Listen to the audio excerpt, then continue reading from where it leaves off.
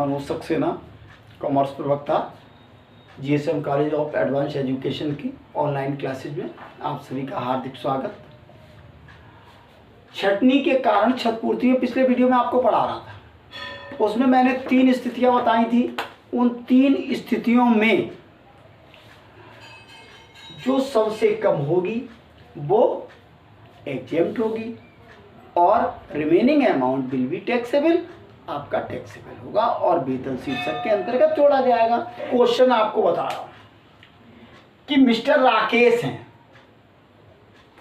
अगर जब नाम दिया होता है तो यहां पे नाम डाल देंगे, ऑफ मिस्टर राकेश, जो भी नाम दिया होगा नाम डाल देंगे। Computation of exempted amount of compensation of retrenchment of mister Rakesh for the assessment year 19-20। अब वो क्या कह रहे हैं कि उन्होंने 1 जनवरी 2015 को 12,000 रुपए मासिक वेतन कितना था? 12,000। हम अपने वर्किंग लोड बनाए दे रहे हैं तो सैलरी हमारी हो गई 12,000 और उसके बाद फिर 2,400 रुपया महंगाई भत्ता, 2,400 महंगाई भत्ता मिल रहा है। 1 जुलाई 18 को कब हुआ ये? इन्होंने कब वो किए? 1 जनवरी 15 से, 1 जनवरी 15 से और कितना हुआ देखो, 1 जनवरी 15 से और 31 जुलाई, 1 जुलाई 2018। आप जोड़े कितने दिन हो गए? 15 पूरी हो गई, 16 हो गई, 17 हो गई और 18 में 6 महीने हो गए। तो कितने महीने हो गए? 4 महीने। 4 सालें पूरी मानी जाएंगी। 3 साल 6 महीने हो गए। 15, 16, 17 और 18 वो 31 होती दिसंबर तो हो जाती। ठीक है, तो 4 सालें हो गई आपकी। तो 4 सालों में अब उन्होंने क्या छटनी कारण कर दी गई और 1,92,000 रुपया प्राप्त हुआ। तो एक्चुअल तो आप बिल्कुल बिना कहे सुने वो ही लिख दें जो उसे प्राप्त हुआ है। कितना? 1,92,000। ठीक, अब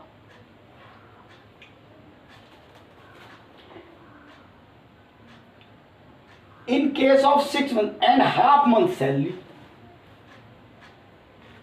नहीं, 1 जनवरी 2005 से नौकरी की उसने।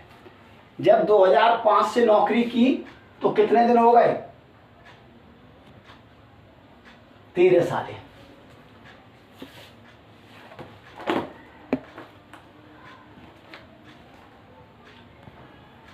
और 1 अक्टूबर से है।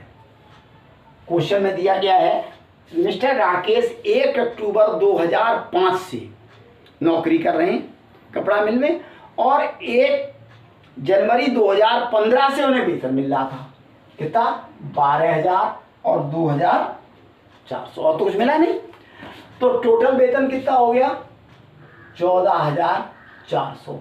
इसका अगर हम एवरेज भी निकालें, चाहे 3 का गुणा करके 3 का भाग दे दें तो भी वही 14,400 ही रहेगा। ठीक, अब हमारे 1 अक्टूबर से लेके और 1 जुलाई तक 13 साल होते हैं। क्योंकि 12 साल कुछ महीने होते हैं तो हम उसे 13 साल मान लें, क्योंकि 6 माह से अधिक है। क्योंकि 31 सितंबर को इनके पूरे 13 साल हो जाते हैं। 2 महीने कम है, यानी 8-9 महीने हैं। तो हमारी कितने अब निकलेंगे? आप देखो कि 14,400 इंटू कितने?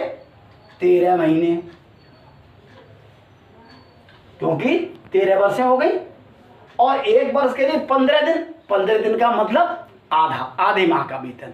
क्योंकि हम वेतन चाहे 31 का महीना हो, चाहे 28 का हो, चाहे 29 का, हम 30 दिन का वेतन माना करते हैं। तो 15 दिन का मतलब इंटू 1/2। अगर हम इसको जब हम सॉल्व करते हैं तो हमारा कितना हो जाता है, 93,000 हो गया। अब लिखा है is the least of following, तो लीस्ट कितना है, 93,000। तो hence exempted amount will be 93,000। अब अगर टैक्सेबल आपसे पूछा जाता तो 1,92,000 में 93,000 कम कर दो, 99,000 विल बी टैक्सेबल। नया क्वेश्चन हो आपको और सॉल्व कराई दे रहा हूं जिससे आपको अच्छी तरह से एग्जेम्प्ट अमाउंट निकालना आ जाए। देखिए क्वेश्चन है, मिस्टर एक्स 1 सितंबर 2004 से, मतलब आप नोट करते जाइए, वर्किंग नोट भी मैं आपको बता रहा हूँ कब, 1 सितंबर 2004 को इन्होंने नौकरी शुरू की। एक मिल में क्लर्क हैं, मिस्टर एक्स एक क्लर्क हैं और 2004 से हैं, 1 सितंबर 2004 से क्लर्क हैं और 1 अप्रैल 17 से 16,000 रुपया सैलरी मिल रही है और 4,000 रुपया उनको 20,000 रुपया, 4,000 इन्हें क्या मिल रहा है, मासिक महंगाई भत्ता। ये हमारी बेसिक सैलरी हो गई और ये हमारा डी हो गया। टोटल कितना मिल रहा है, 20,000 रुपया, 16,000 और 4,000।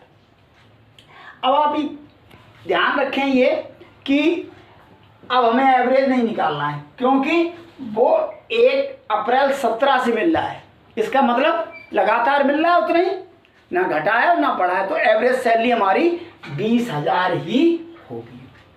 अब इन्होंने रिटायरमेंट लिया है 1 जुलाई 2018 को, 1 जुलाई 2018, 1 जुलाई 2018 आप जोड़ें तो हमारा कितना होता है, 13 साल और 9 मंथ, ठीक है, 13 साल 13 ईयर और 9 मंथ। अगर हम इसको कैलकुलेट करते हैं 2004 से लेके और 1 जुलाई 18 तक, तो 13 साल 9 महीने का मतलब हो गया हमारा कितना, 14 साल। क्योंकि आपको मैंने बताया था 6 माह से अधिक है तो पूरा वर्ष मान लेंगे। तो अब उसके बाद वो कह रहे 1 जुलाई 2018 को उनकी सेवाएं समाप्त कर दी गई और छटनी के क्षतिपूर्ति के रूप में उन्हें 3 लाख रुपए दिए गए।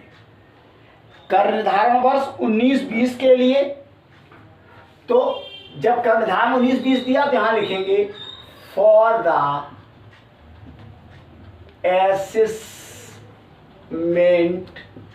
ईयर 2019 और 20 जो दी गई हो वही सन डालेंगे, ठीक है।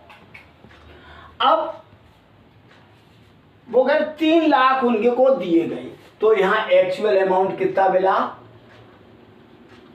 3 लाख और मैक्सिमम लिमिट आपको याद है कितनी है, 5 लाख।